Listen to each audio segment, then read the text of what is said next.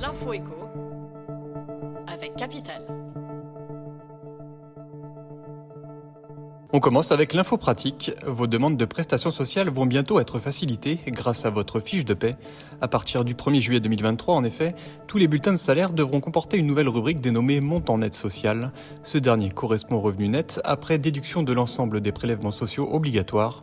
Le but de la mesure est notamment de faciliter pour les bénéficiaires des prestations sociales leur demande auprès des caisses d'allocation familiale.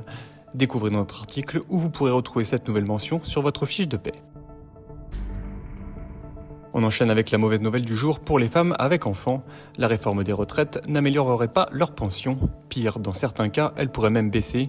C'est ce qu'a chiffré pour Capital le cabinet spécialisé NB Consulting Gestion Retraite, en analysant la situation de 3 profils de femmes en fonction de leurs revenus, mais aussi de leur nombre d'enfants.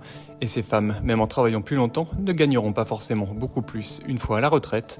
Retrouvez toutes les simulations sur capital.fr. On poursuit avec le témoignage du jour. Alors que le gouvernement veut reculer l'âge de départ à la retraite, se pose la question du maintien des seniors dans l'emploi. Or, de nombreuses entreprises continuent d'inciter leurs salariés âgés à cesser leur activité de manière anticipée. Harcèlement, mise en pré-retraite, licenciement.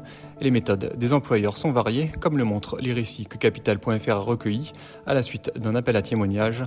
Découvrez sur notre site comment ces seniors ont été poussés vers la sortie. Et pour terminer, le débat du jour porte sur la sécurité des fonctionnaires confrontés à des situations à risque lors de leur travail au contact des contribuables. À la suite du terrible meurtre d'un agent du fisc en novembre, Bercy a en effet entamé un cycle de discussions pour mieux protéger les personnels en contact avec les contribuables.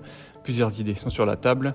Recevoir les contribuables dans un lieu neutre comme une mairie, faire parfois appel aux forces de l'ordre pour les contrôles potentiellement à risque, ou encore systématiser le travail en binôme. Info exclusive à lire sur capital.fr. C'était l'info éco avec Capital.